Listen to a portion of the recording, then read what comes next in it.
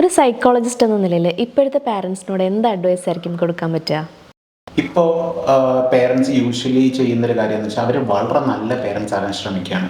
വളരെ നല്ല പേരൻസ് എന്ന് പറയുമ്പം അവർക്ക് എന്തെങ്കിലും ഒരു കുഞ്ഞ് ആവശ്യം വന്നാലോ അവർക്ക് എന്തെങ്കിലും ഒരു പോരായ്മ വന്നാലോ അതെല്ലാം മേക്കപ്പ് ചെയ്യാനായിട്ട് ശ്രമിക്കുന്ന പേരൻസ് ചിന്തിക്കുന്നത് ഞങ്ങളെല്ലാം അവർക്ക് വേണ്ടി ചെയ്തു കൊടുക്കുന്നു, അവർക്ക് വേണ്ടിയിട്ട് സഹായം ചെയ്യുന്നു. അതിൻ്റെ ഒരു അണ്ടർലൈങ് റീസൺ എന്ന് പറയുന്നത് ആസ് പേരൻസ് നമ്മളൊക്കെ വളർന്നു വന്നപ്പോൾ നമുക്ക് പറ്റിയ ചില കുഴപ്പങ്ങൾ, നമുക്ക് വിഷമം തോന്നിയ ചില ഇൻസ്റ്റൻസസ് ഒക്കെ നമ്മൾ മനസ്സിൽ അടുക്കി പറക്കി വെച്ചിട്ടുണ്ട്. അപ്പോൾ ആ കുറവുകൾ എൻ്റെ കുട്ടിക്കുണ്ടാകരുതെന്ന് കരുതി നമ്മൾ ഓടിപ്പാഞ്ഞ് ചെല്ലും. പക്ഷേ നമ്മൾ മിസ്സാകുന്നൊരു പോയിൻ്റ് എന്ന് പറയുന്നത് ഇപ്പോൾ ആ പ്രശ്നങ്ങൾ ഓവർകം ചെയ്ത് വരുമ്പോഴാണ് അവർ ബെറ്റർ ഒരു സ്ട്രോങ്ങർ ആയിട്ടുള്ളൊരു പേഴ്സണായിട്ട് മാറുന്നത്.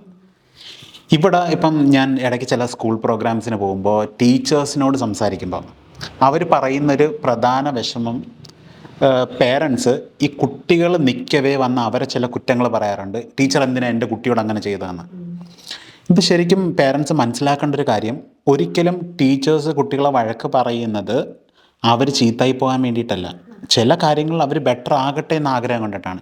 ഇനി ഇങ്ങനെ എക്സസീവ്ലി പാമ്പർ ചെയ്ത് എല്ലാം പൊതിഞ്ഞ് കെട്ടിക്കൊണ്ട് നടക്കുന്ന കുട്ടികൾ ആണ് വളർന്നു വരുമ്പോൾ ഒരു കുഞ്ഞ് ഇമോഷണൽ ഡ്രോബാക്ക് പോലും ഫേസ് ചെയ്യാൻ പറ്റാത്ത കുട്ടികളായിട്ട് ബ്രേക്ക് ഡൗൺ ആയി പോകുന്നത്. കാരണം പേരൻസ് കരുതുന്നത് ഞാൻ സഹായിക്കുന്നു, പക്ഷേ അവർ യഥാർത്ഥത്തിൽ എന്താണ് സഹായിക്കുന്നത്? അവർ സ്വന്തമായിട്ട് ഞാൻ എല്ലാം ചെയ്തു കൊടുക്കുന്നുണ്ട്, ഞാൻ ഒരു ബെറ്റർ പേരൻ്റ് ആണെന്ന് കരുതുന്നത് ആക്ച്വലി അൺഫൗണ്ടഡ് ആയിട്ടുള്ള രീതിയിലാണ്. ആ കുട്ടികളുടെ സെൽഫ് എസ്റ്റീം ബിൽഡ് ചെയ്യാൻ നോക്കണോ, സ്വന്തം സെൽഫ് എസ്റ്റീം ബിൽഡ് ചെയ്യാൻ നോക്കണോ?